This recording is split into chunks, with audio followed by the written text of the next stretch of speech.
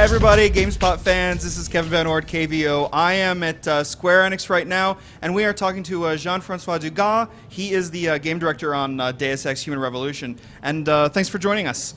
Thank you very much. Now, tell us a little bit about Deus Ex Human Revolution. Obviously, a lot of us are longtime fans of the series, and you're picking up where Invisible War left off. Just give us a short rundown of what we can expect to see from Human Revolution. Basically, it's a Deus Ex game. We're going back to the roots. We're trying to expand on the experience of giving a lot of possibilities to the players, whether it's combat, stealth, or expanding into the social aspect, or even hacking your way through challenges and things like that. So we're aiming to expand on those things and let the players a lot of freedom into how they tackle their objectives and everything.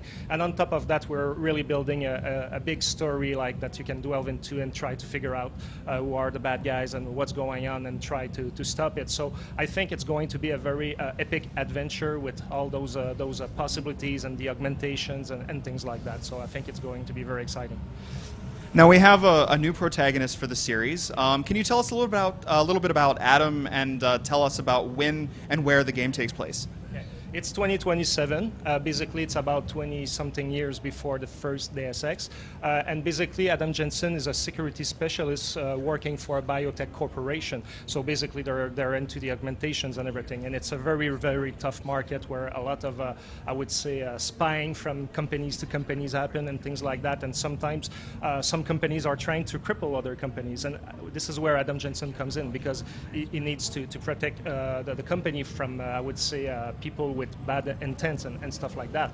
And basically at the beginning of the game, as he's working in his office, there's a mysterious attack on the company, and he needs to figure out what happens. And in the course of his investigation, he gets hurt very badly, and now he's forced to go into the augmentations, because at the beginning he wasn't augmented at all. And now not only is augmented, but he really wants to know who's behind it, why they have been attacked so brutally and things like that. And as you move forward in the game, you discover what's really happening and who are the factions at play that are trying to do something that I won't reveal today.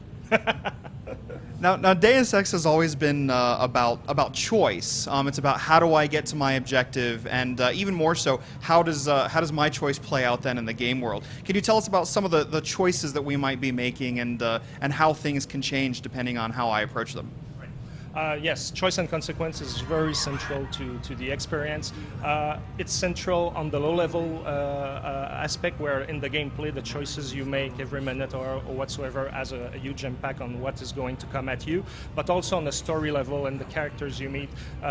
What you're going to decide is going to affect the story to a certain extent. For example, we have a point in the game where you go in a police station, you need to find a brain chip, but the morgue of the police station is locked down, and you can try to figure a way to get in. Either it's combat, you try to sneak your way in, things like that, or you meet someone that is kind of an old colleague from when you were in the police forces before, and you can try to convince him to let you go in.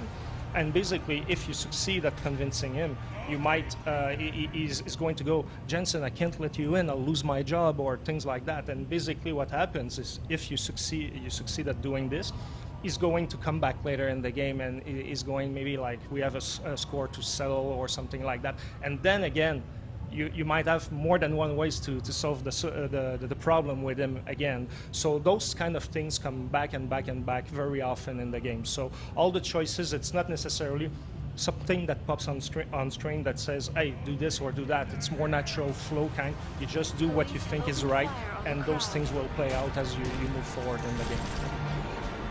So that we know that it's a single-player only experience, about how long do you expect an initial playthrough of Deus Ex Human Revolution to last? With the playtest we have so far, and tweaking the maps and everything, I would say it will last between 17 to 25 hours on the critical path. But if you expand in the side quest and try to just explore the world and everything and find all those secrets and stuff, it might clock at over 30 hours. And now, of course, the most important thing, when will we see Deus Ex Human Revolution on store shelves, and what platforms will we be seeing it on? Sometimes next year, and PS3, Xbox 360, and PC. That works for me. Thanks so much for joining us. I'm going to send it back to the show floor. This is Kevin Van Ord with GameSpot, thanking all of you for tuning in.